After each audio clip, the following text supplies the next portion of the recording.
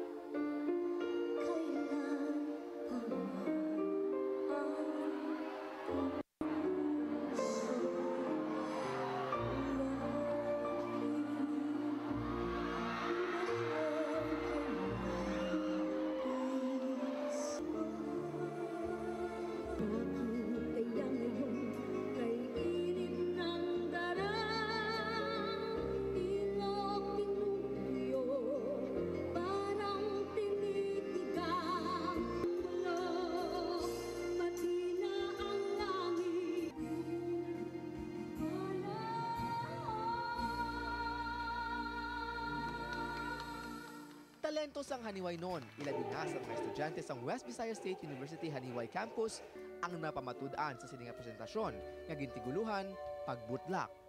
Isa ka musical variety show o kung ginatawag nga velada. It is a repertoire of dances of our students because they are so talented.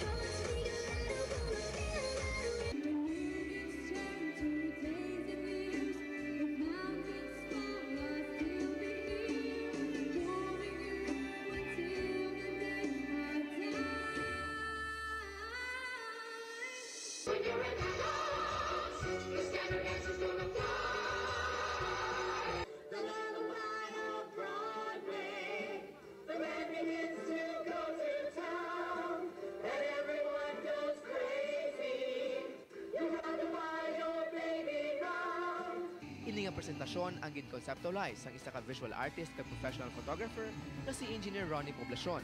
I wanted the Velada to play a variety show, but I want it to be thematic. So that's why we started with the film as a medium, and then the personalities in the film continued to continue their performance on the stage. We wanted to show to the world that Haniwaynons can make it. Ginlaragway sa sininga presentasyon ang papel sa mga manunudlo sa pagpamuno sa ilang mga estudyante sa paghatag importansya kag paghangop sa aton kultura, pinaagi sa art, music kag literature. Tinutuyo man sini nga ang matipon nga kita ang paggagamiton sa pagtukod sang balay estudyante o student center sang sininga bulutuan. Sa taga WBSU Haniway, kabay pa nga nalabot ninyo ang inyong mga handom kay ining aktibidad ang para sa Team Arangkada nagakadapat gitatakan. Approve! Sa liwat sa tanang nga taga